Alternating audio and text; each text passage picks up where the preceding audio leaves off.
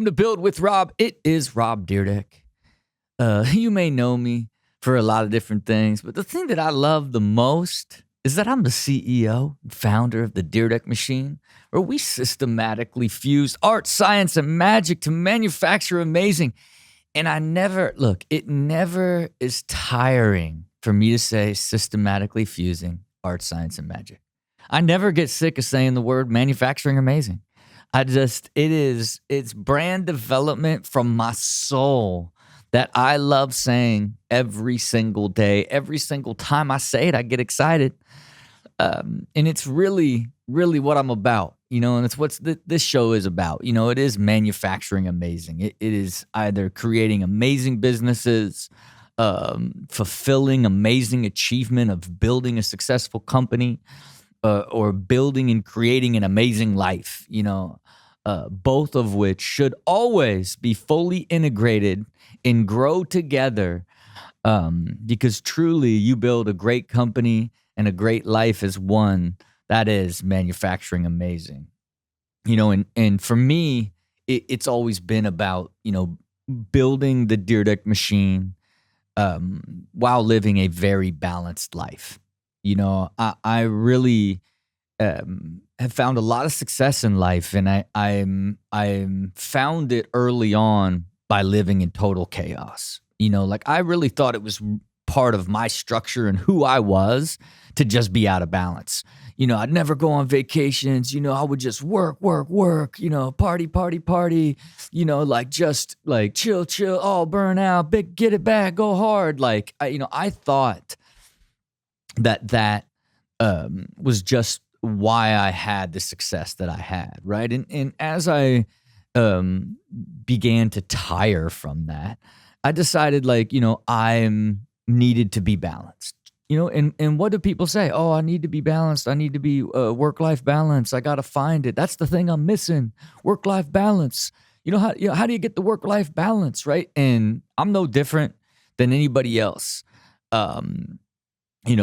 It's like going to the gym and you haven't worked out in 15 years and thinking you're going to just go in there and start working out. And all of a sudden, you're fit first day working out, and you're thinking you're not going to get sick of going to the gym and never want to go back there when you can't even move your arms after day 2.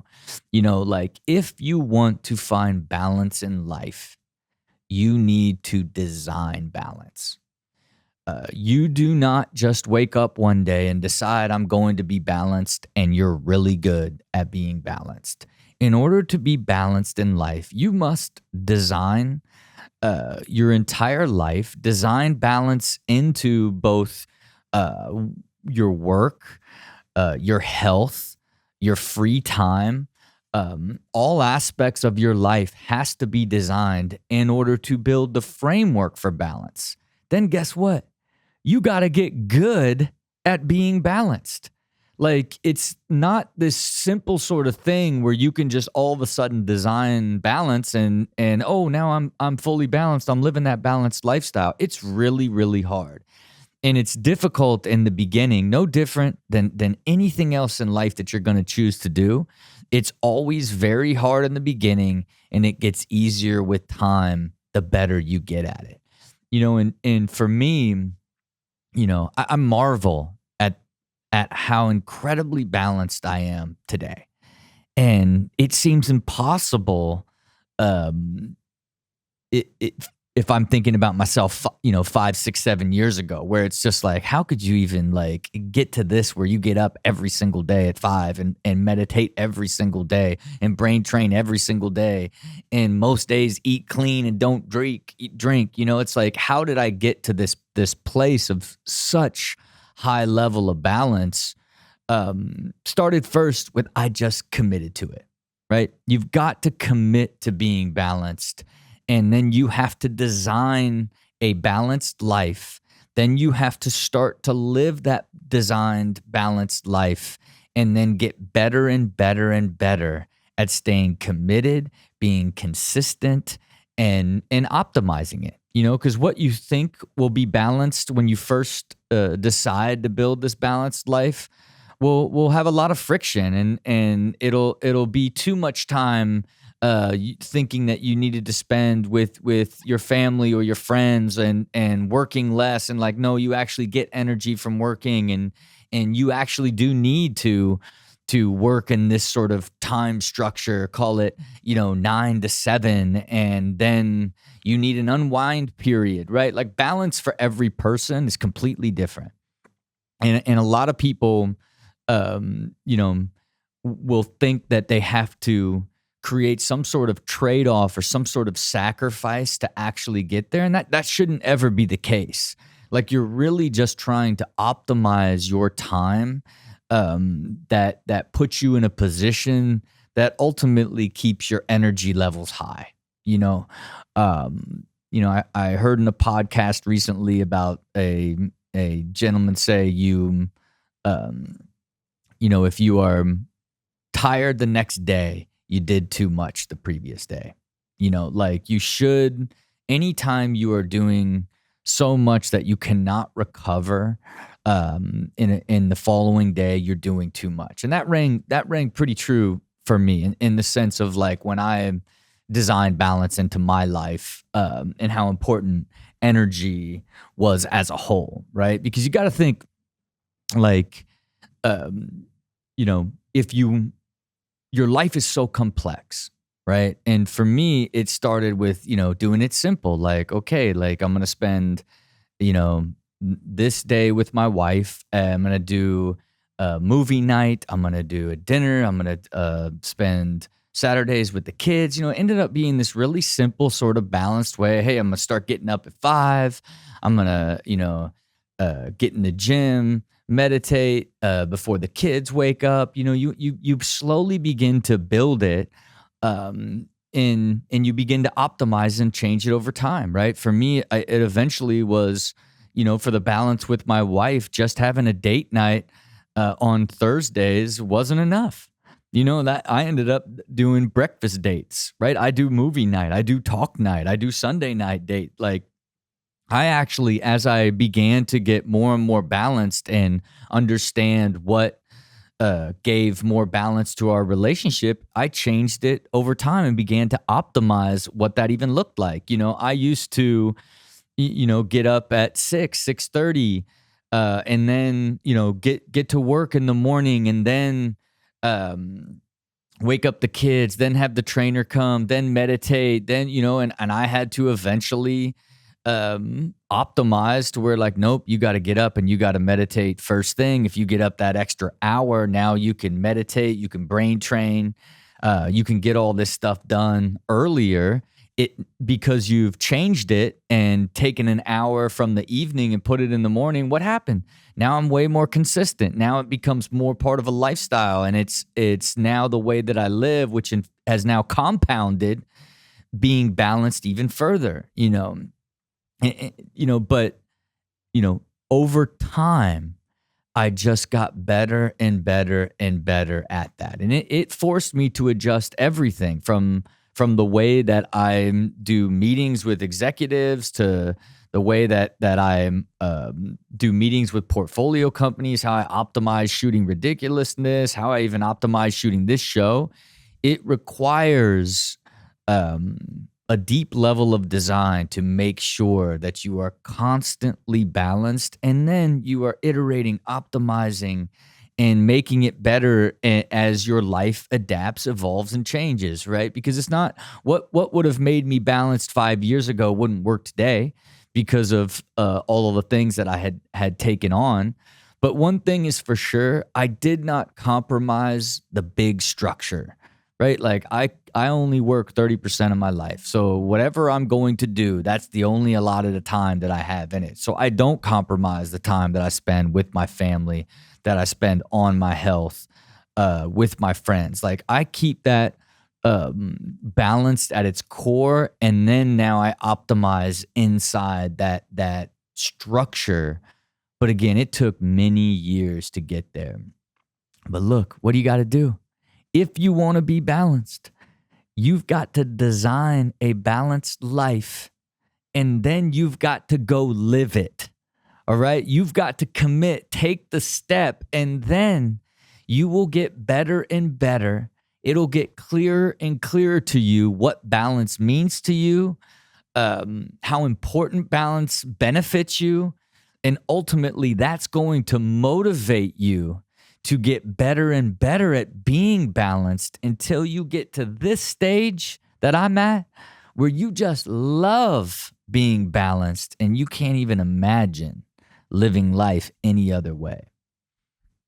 All right, look, that's my preach as it relates to balance. And again, on this show, you know what we like to do. We like to share life strategies, business strategies, and talk to entrepreneurs and different people that have questions, that are looking for just some mentoring from a guy that's really all about how to be optimized in all aspects of business and life. So without further ado, let's get into it and welcome our first guest. Hey team, we're Peeka, recording live from Surf Incubator in Seattle.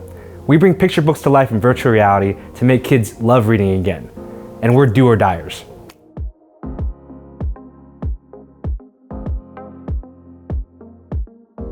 Thank you, Dyrdek Machine. Thanks, Dyrdek Machine. Michael Wong and Alex Comfortes, welcome to Build with Rob. How you guys doing?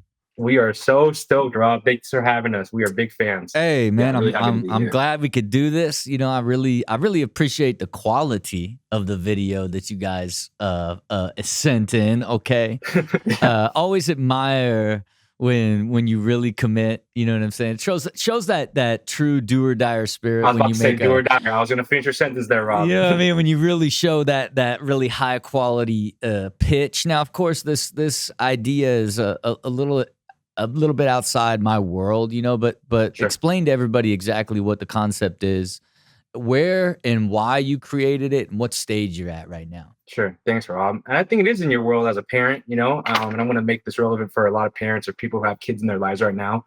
But, you know, hi, this is Michael. This is Alex.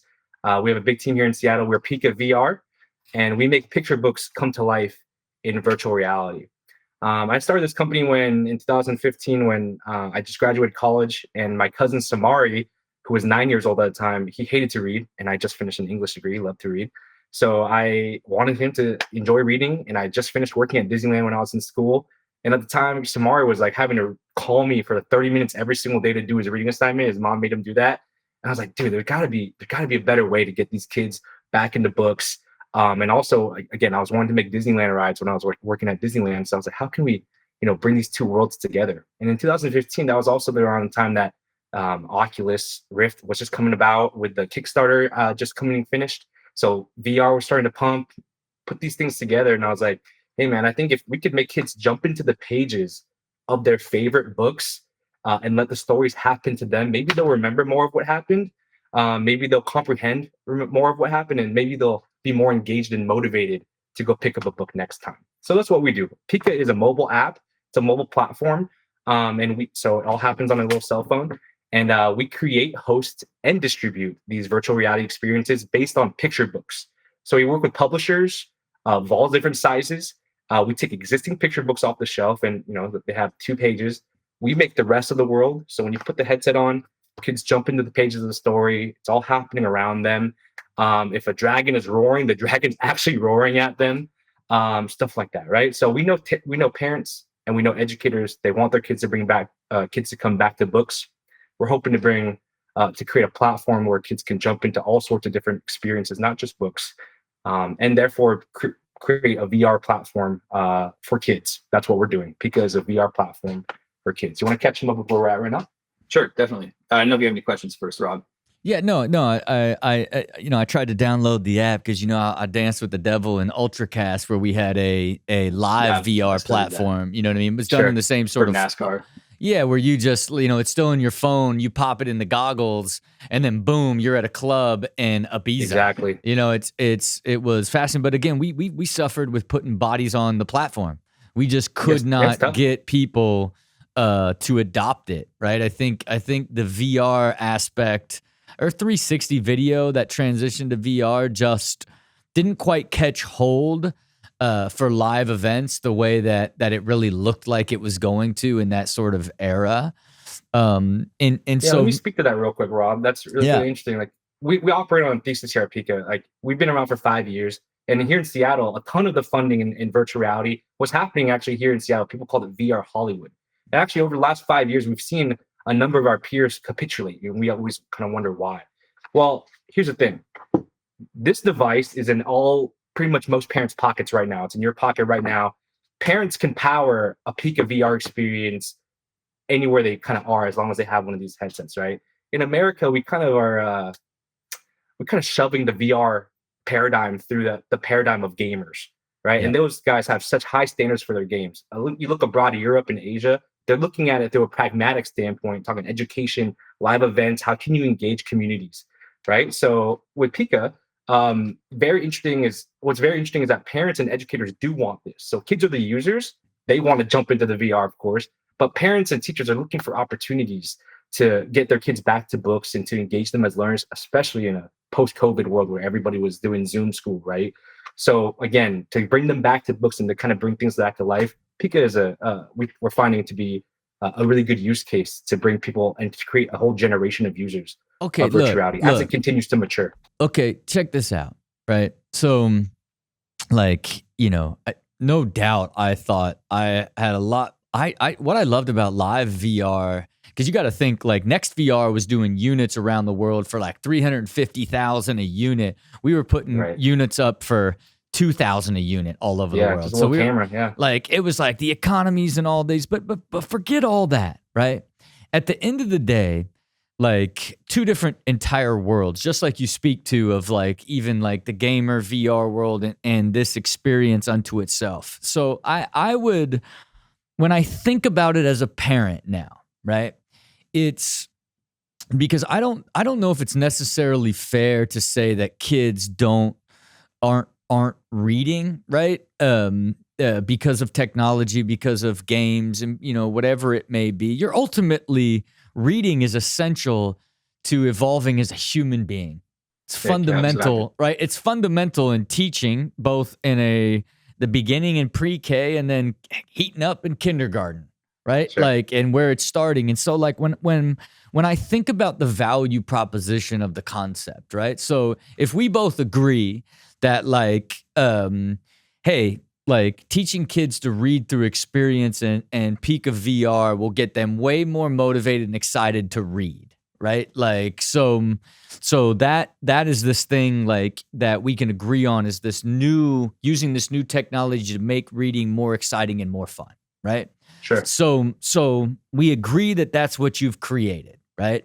A better experience for reading and a more enhanced, futuristic, future world experience. Sure. So I say this to you, right? What do parents and teachers and educators struggle with when teaching kids to learn to read is where I think where something special might be a way of positioning yourselves to where, like, whether it's teaching phonics, right? Where word association, there's all these developmental issues that happen while you're learning to read that, like, that are different for different kids depending on the stages, right? So you got it right. And think about this, like, right now you're hanging it on this idea that, hey, we're going to bring kids back to get excited about books, when I don't know that that's, like, as a parent, I read a book to my kids every night. They love books, right? It's the idea. But when I think about my kids reading, like, and the difference between both of them and how one is learning to read so much easier and understands word association and phonics and all this different stuff. If you can tool the way you develop it to where, like, they learn phonics, word association better, they can see, like, words being spelled, so they learn it. If you could just take it just a step further to where it's actually a better way to learn how to read faster and more efficiently. And I'm not saying, this is just my gut here, right? As it relates to how you position it, because I think, you're talking about educators and they're just, you know what I mean? Like, it took like 20 years for them to, like, agree to an iPad. You know what I mean? Yeah, like, you know what I'm saying? You said it, yeah. And so it's like, when you're saying, hey, no, it's on phones. It's not the VR. Like, you don't got to buy a $3,000 computer and a $1,000 Oculus to experience. You can put it on your phone. You can put it in something as simple as a $20 cardboard. All of that is this frictionless way to get there. But the value prop being, you are going to learn more words quicker at a higher rate, if you can, and I don't know what it is, I'm just kind of spitballing it, right? Of like, because my gut was, as soon as I looked at it and got your amazing video, I thought to myself, like, well, what is an actual problem that can be solved, right? And I thought to myself, like because of having kids, of that idea of all the things, all of the sort of stages and difficulties that go into just reading, and then it kind of advancing even further and further. So that's just what I would the advice I would give you guys as it relates to positioning it, how you build the product. Because I think if you can say, hey, because of this advanced technology, we're getting kids that are learning a larger vocabulary at a higher rate and learning, like something like accelerating the learning and their engagement and willingness to read and type of thing is just something that I would think about adding, especially as you venture off here to head out on this capital raise journey. Exactly. Sure. You know what I mean? After 5 years of just bootstrapping it with the homies, like 5 true years is a long dyers. time. Hey, 5 years is a long time to get by on 100 G's. You know what I mean? You said it, bro. Yeah, we don't pay ourselves anything from it. It's been true do or die mentality. Us doing consulting work on the side, even to put money back into the business and make sure our team is paid first. So we really embody the true do or die mentality. And just to touch on a couple of things you said there, Rob, one of the key metrics for us is at the third grade reading level. That's a crucial inflection point. And kids that aren't at a third grade reading level by the time they finish third grade are 60% more likely to drop out of school. And of those 60%, 80% of those kids are more likely to end up in jail. So with Peeka, we really want to try to reach those kids before they get past that point and make sure that, by reading on Peeka, just like you said, bringing kids back to reading, not necessarily books, but reading at large and education, that we can reach them before that point. And look, that's really important to us here. But you got your first anchor, right? Because that's beautiful, because that third grade is this incredible like chasm that if you're not prepared to move beyond that, here's everything that could potentially go wrong with your life. Sure. And now, so the value prop of your actual business is everything that you do with technology and advancing and accelerating and making it more exciting and fun to pull people along to be able to bridge that gap and guarantee they don't fall into that chasm. Yeah, is the anchor. It feels really good, and it's really just a matter of like doubling down on how you can solve the issues that happen with regular reading and regular teaching of reading. You know what I mean? That's right. Hey, Rob, we're just as an indicator of that. In South Carolina, this is one of the first places. We're in Seattle. We just launched in South Carolina as the state that's 49 out of 50 in reading scores. The House of Representatives of South Carolina kind of blessed us with this House resolution that kind of recognizes Peeka for the work that we're doing to underserved communities in South Carolina. This is something big takeaway for us in ESL classes, right? Just to make the value prop super salient. It's about reading motivation and engagement first. This is what we're hearing from teachers and other parents, right? My kid loves Fortnite, loves his YouTube. Hard to get them back to sitting down, reading a book, right? So trying to create parity, use Peeka virtual reality as like a Trojan horse in a way, like to kind of bring kids back to reading motivation. That's like wanting to go to the library and wanting to go pick out a book, right? This is stuff we're hearing, especially in South Carolina, Idaho. Educators want this, right? So we think that, especially we're finding like Idaho classrooms with ESL teachers. They're saying, the animations that are happening in the VR are helping kids remember more of the vocab that's happening in the story. Before the VR happened, it was teachers reading aloud, having to kind of act things out. So stuff like verbs is helping ESL kids. We're really excited about those components, and we hear you. We should probably plus those up when we're talking about our value props. Because at the end of the day, like, you got to win. What I think, you got to win progressive educators first before you get to the masses. Sure. You know what I mean? So it's like you got to identify sort of your core consumer base to the more, you know, and it's progressive parents at progressive schools, and that establishes sort of your core base. Then it's into like sort of the economics as it's related to what they can afford ultimately to do in these new type of programs. You know what I mean? So Yeah, exactly. a lot of complexities in that business. But you got a couple questions for me, man. Hit me. Oh yeah, we do. And Rob, thanks so much for your time so far. We really appreciate it. Yeah, let me ask my first question. So we've been we know you as a disruptor, getting all the way back to like Rob and Big and Fantasy Factory, bridging two different kind of a big media property with an industry that they don't have anything to know about. That's what we're doing too, in a way. Like we're disruptors as well. So my first question from a business standpoint is, how would you go about disrupting an industry that moves too slow, right? Our industry in that way is publishing, right? Dinosaurs.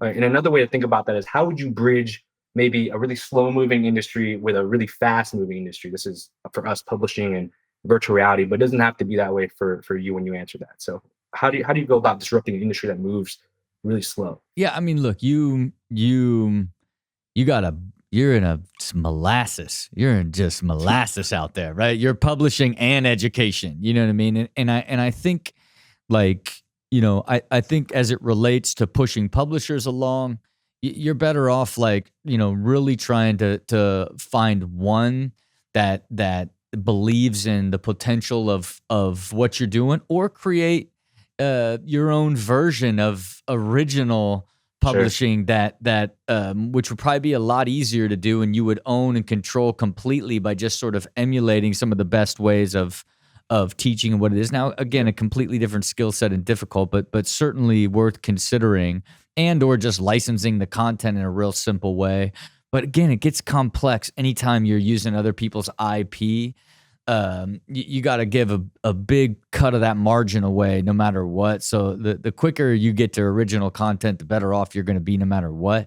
And then you need like one big progressive teacher coalition, association, group. Like you need one big thought leadership group and education to be your advisors, your consultants, and ultimately your ambassadors to the entire educational community. Because, and again, they're your influencers in this particular industry, right? So it's never going to be easy to disrupt the big, slow moving ideas, especially when there's a couple stages of friction, right? Where you got to go to a phone, then go to a headset.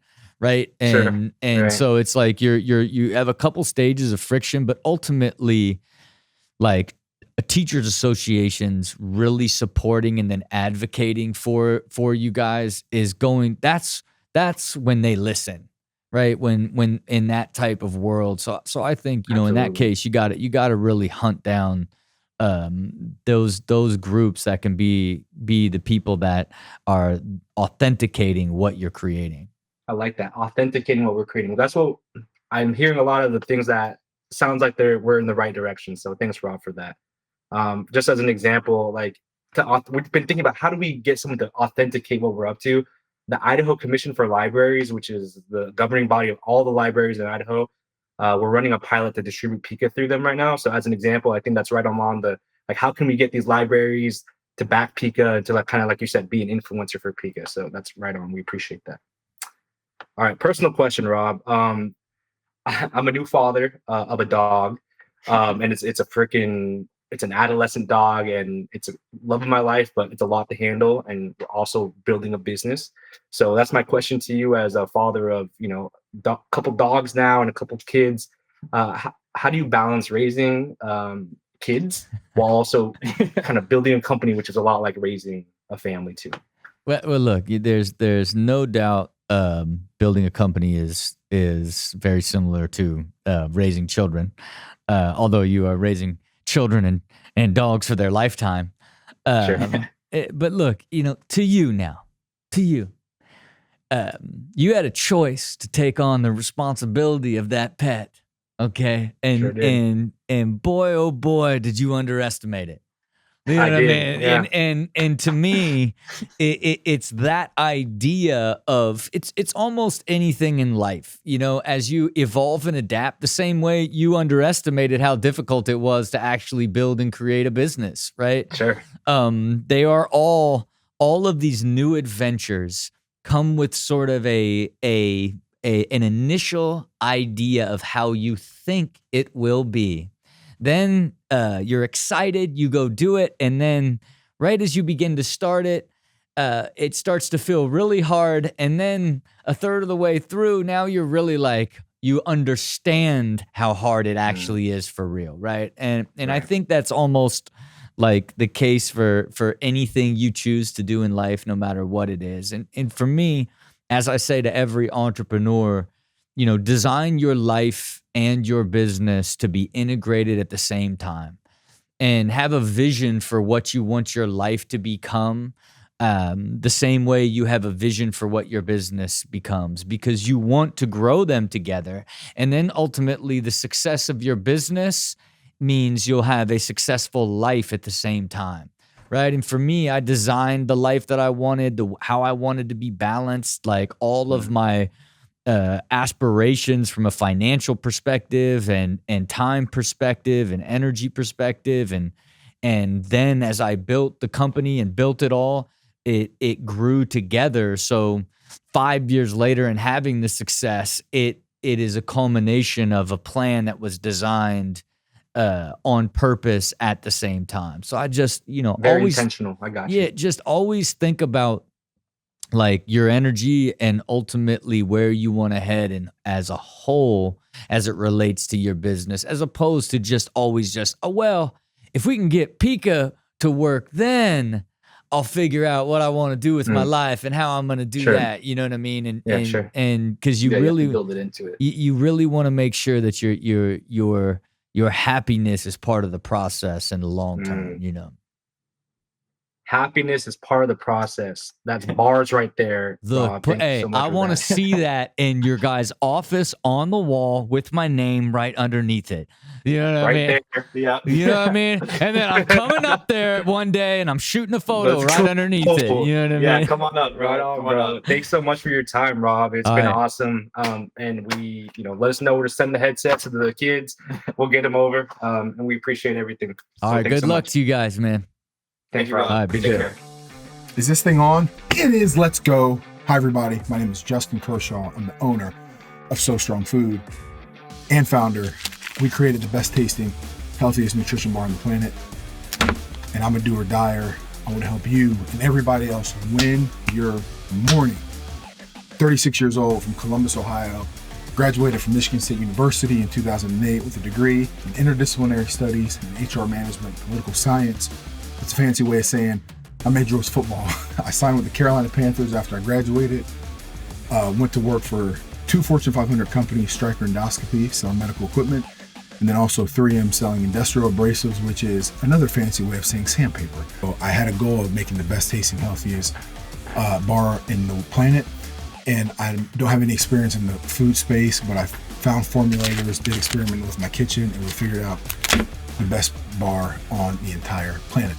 My vision for the business is to grow it, and to get a huge influx of cash or to sell it to a big company. And I want to work with the Dyrdek machine because I've always admired Rob, skinny skateboarder from the Southwest Ohio, who was able to get it done, who did work. My car in college was called Black Lavender because of Rob and Big. And I love what Rob's doing. I love that he's expanded to where he's a VC now. I'm a do or die. Let's go, Rob. It's time to do this. The best tasting, healthiest bar on the planet. Let's go. Let's make it happen, Rob. I'm out. Justin Kershaw, welcome to Build with Rob. How are you? I've never been better, bro. Good seeing you, man. Man, it's good to see you again. We have history. We met on 9/16/2020. I don't know if you remember, but it was a year and a half ago. You know what I'm saying? It's hard to believe. I felt like we just talked 6 months ago. Doesn't seem like it's been that long. No fast. But look, I before we get into all that, can you just lay out real quickly what So Strong Food is and what the vision is for it. Yeah, so strong food is my new company. We created the best tasting, healthiest bar on the planet. And I did this, Rob, because I realized that people don't eat healthy, or at least I didn't eat healthy because healthy food doesn't taste good. And so when we first started the company, I thought we were competing against RX Bar or Kind Bar, Nutrition Bar, but I really realized that we're competing against chocolate cake and Snickers and pound cake, because people don't eat healthy because it doesn't taste good. And I'm all for sowing strong seeds. And I feel like food nowadays, it makes us weak. And I want to sow strong seeds through this company and make food that makes people actually better and not worse. Okay, look, man. So a little bit of background. We had initially met because it was a oat focused concept, right? Yeah. And even because we were introduced through the great Billy G, and at the time, as we were like formulating the idea, it was like, man, it was. For us, we were in the middle of, because you can kind of see the evolution that we went on over the last year of launching Luso Cloud, launching Mind Right, the podcast, the entire new brand. Like we went on a pretty significant journey since that time. So we just didn't have the resources or the time to be able to figure out how to navigate it with you, right? And man, and then what happens is I get a So Strong box at the Dyrdek machine one day, right? And I'm like, I'm not even, it probably sat here for a while before I even looked at it, right? Because I'm only in here really to shoot the podcast and occasionally have a meeting at this point, but super, super rare, you know what I mean? It's more just like a fancy podcast studio. And then I finally see what this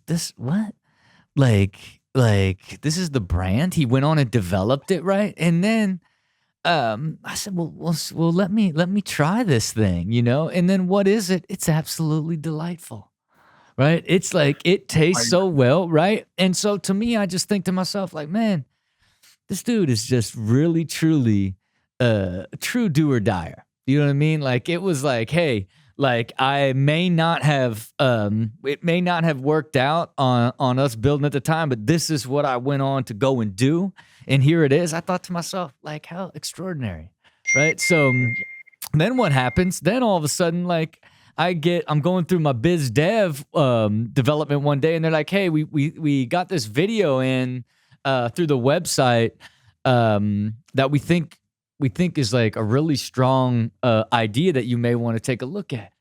It's So Strong Food, right? I'm like, what? I'm like, this guy, I went all the way and pitched the video in too. Like now he's all the way back. He's all the way true, pure do or die. So it is, I love being here with you. I love the idea of like how relentless you have been this whole way through. So I'd love to kind of understand kind of the status of where you're at. And ultimately, because when we were talking about it, like with me, you and Billy G, it was like, we're talking about the concept. Well, maybe it's like sown oats, you know what I mean? Like it was like, and so I was thrown off by So Strong, you know what I mean? Like, because I was like, is that something to do with oats?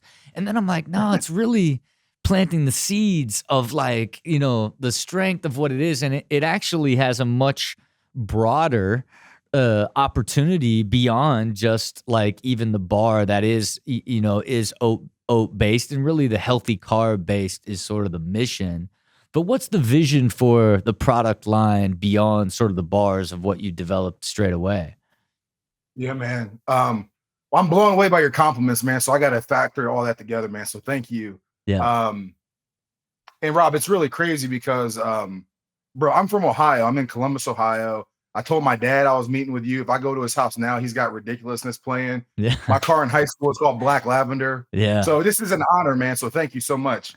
But the vision was, Rob, is I really I wanted to create a brand that was just more than for-profit business, but a not just for-profit business.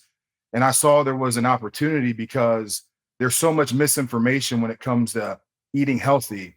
for example, when I was playing football, I got released from the team, and then I went on and started doing CrossFit.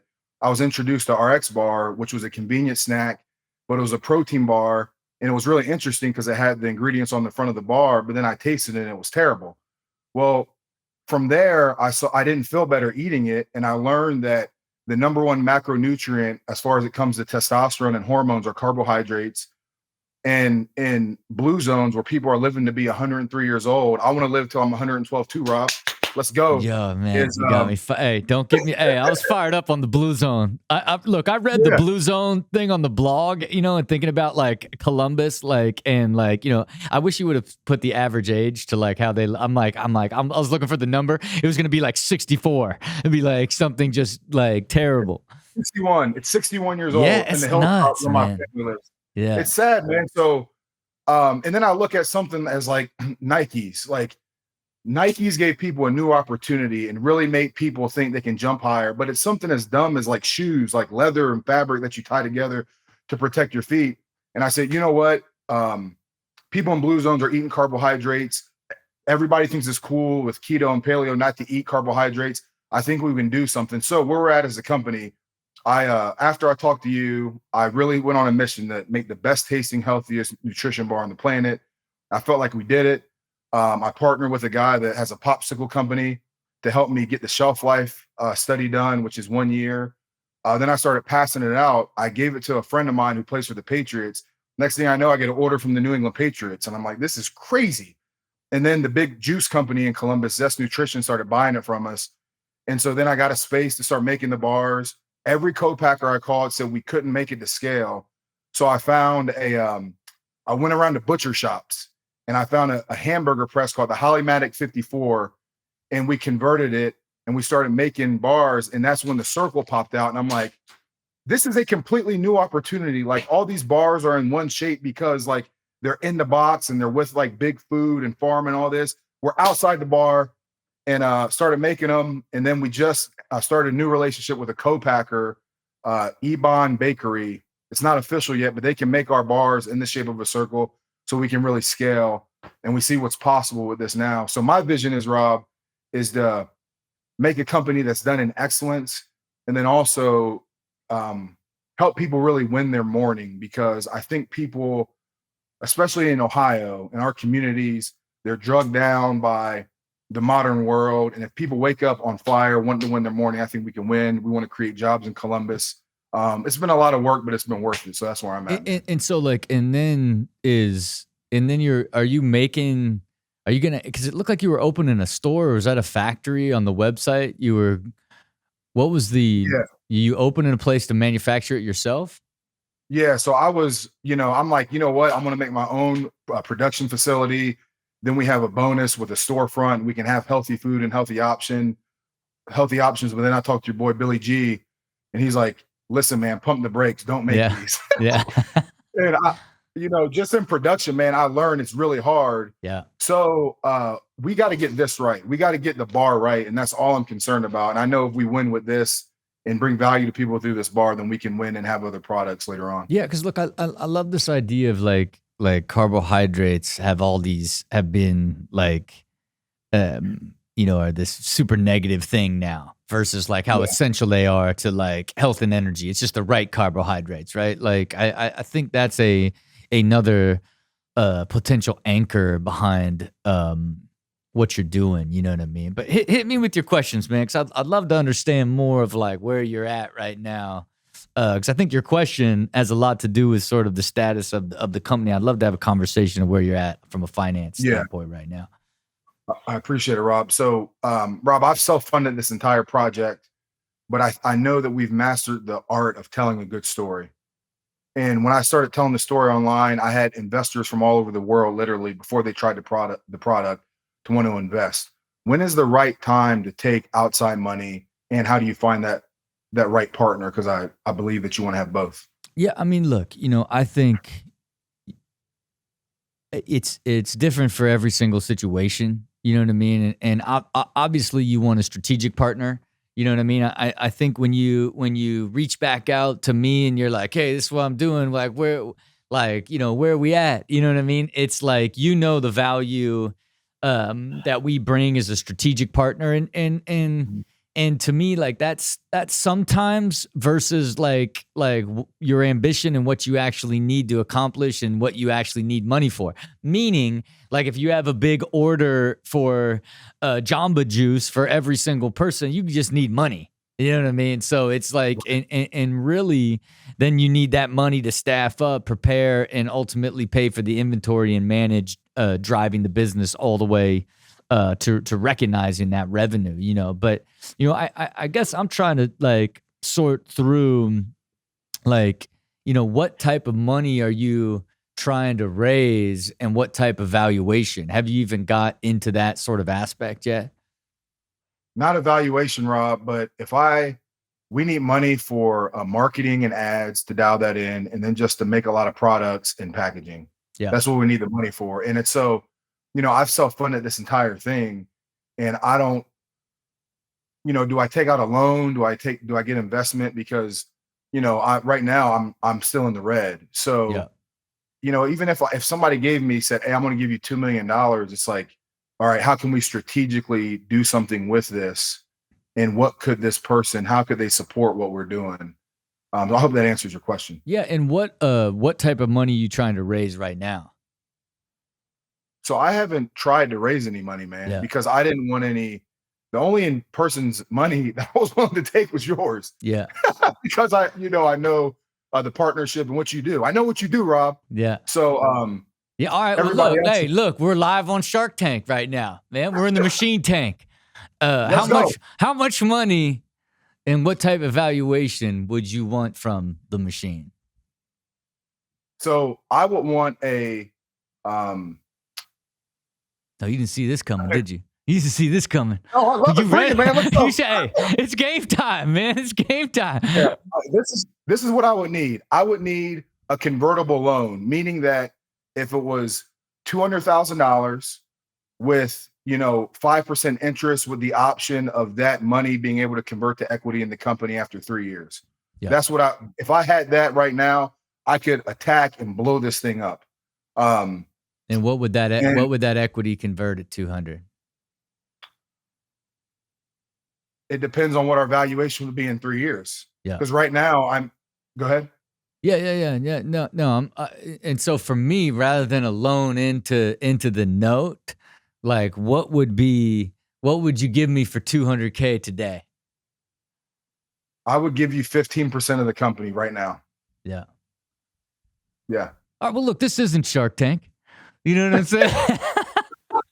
Yeah, this isn't Shark Tank. This is Build with Rob, the podcast. But look, I want to spend the time to explore this with you, and I don't want to say that I'll give you 200K right here today. But I definitely just am so impressed with like the true do or dyer, like never say die. Like I'll tell you what, okay, let me keep pushing. Okay, you don't see me here, let me keep pushing, and I'm gonna fund it myself. I'm gonna get there, and you know, I have so much respect for it. I love it, and at the end of the day, you know, I even like the evolution of kind of I think even hearing some of the stuff that we talked about, you know, a year and a half ago, and even the way that the brand feels and sounds. I love the content that you're creating on the website, and just becoming a voice. Like I think that I could really help refine that brand strategy with you and kind of focus like where you put that energy. In sort of how it defines where that product can go as you win with this bar by itself. So look, I'm not guaranteeing it right here, but what I do want to do is take this off of the Build with Rob show and bring it back down into our system, our beautiful place that is the machine, and push towards getting this process going if you're open to it. Absolutely. You know what I'm saying? To bring this Dream 360 from 9/16/2020 all the way to December something 2021. You know what I mean? And look, man, I know also you had a question about sort of family life. I'd be curious about your life question too. Yeah. So, Rob, I have 4 kids, 4 beautiful daughters, and I remember seeing you bought your dad like this golf arcade thing for his birthday or something. And I can tell your dad had an impact on you with the rhythms that you go by, which please send to me. What would your advice be to a dad that is aspires to be a world-changing entrepreneur, but also wants to be fully present in his kids' lives? How have you went about that in your own life with your kids? Yeah, and I mean, look, man, I can't imagine trying to do it with 4. God bless the wife. You know what I mean? Because it's like it's tough, right? And now I have the benefit of a deep staff of people and a ton of success, and then designed balance that allows me to be highly energetic and always present with purpose, right? And it's because I grew into that over the years and planned it, and then found the success so that I could do it, right? But I think it's just the reality when you're building something, it's got to be what you aspire to, and then ultimately. Along the way, you just got to be thoughtful of managing expectations and knowing that it's going to take twice as much energy to make sure that you put yourself in a position to not feel like you're just not there, or live with the regret of not being there either. You know what I'm saying? Especially in these very fun. Because what's your oldest daughter's age? She's 12. Yeah. So yeah, I mean, you're in it, man. What's the youngest daughter? 1. Oh man, you are just in it. Yeah, and look, you've done it a lot, right? Because obviously you've done a lot of different businesses and you've managed it really well. And I think the other thing that you probably don't give yourself enough credit for is I know without knowing you that you've also learned to manage the stress, because you certainly have because you have sort of your base business and then you keep taking shots, right? And I know you want the shot to be what is that gets you from the base to the ideal life. And boy, it's like one after another. It's almost like a cycle, right? Because it's like super exciting in the beginning. Boom. I don't know. Okay. Okay. This one's going to be the one. Boom. I don't know. Right. So it's like, you're actually a pretty well-trained stress athlete at this point. You know what I'm saying? From sort of managing those cycles of super high expectation and desire to create a company and make change and do it, and then going through the I'm going to try this now type of thing. So I think no doubt, it is really about defining those parameters. I just defined it. Even at the most stressful, I tried to never break my balance and keep a strong rhythm. And then as I got more successful and had more time and got more energy back, then I began to invest in the things that gave me more time and more energy, systems, people, all these things. And then I got better and better. So, today, I've never missed a pediatrician appointment. I take them to school, pick them up. Like I schedule time throughout the day and in the evening to make sure that I'm constantly there and connecting with my kids and wife all the way through. Because at the end of the day, like you've got to commit to it and then get better at it over time, rather than just work really hard and then once I find the success, then I'm gonna get more balance. Then I'm gonna spend more time and be more present. I think that's everybody's sort of mistake, but no doubt, like in the beginning stages and really fighting for it, it just takes a different type of energy that you just gotta fight for, man. Yeah. Hey, but Well look, said, I'm gonna brother. send you that rhythm of existence. But look, I'm gonna shoot you an email after this, man, and Cool. and let's put together a time and and really start kind of looking at the opportunity of sort of what it would look like to be partners together. Didn't mean to put you on the spot, Shark Tank style. I just wanted to make sure we were like somewhere in the ballpark. You know what I mean? So, but either way, you know, again, it's you know, I'm thankful that we got introduced through Billy G, you know, and I have to me, you have proved yourself to me. You know what I'm saying? And so like I really want to take the effort to try to support the energy that you put into it and how you've grown and evolved and how you've been thinking about it and take a shot at potentially being partners, man. I want to do that. I'm ready, man. Okay, I really look. appreciate it, Rob. All right, I appreciate you.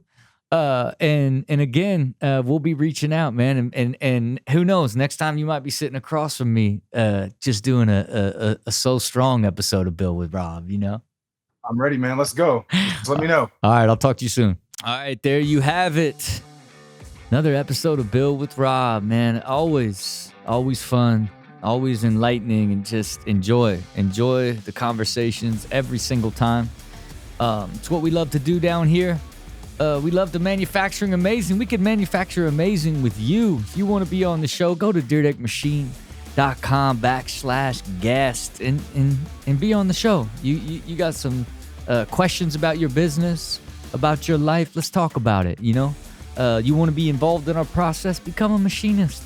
You know what I mean? Be involved in this machine method and this process of manufacturing amazing. And of course, wherever you listen to this podcast, like it.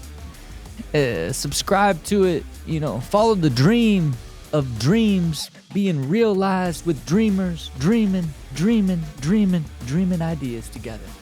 Okay, look, you know what it is. You got a vision.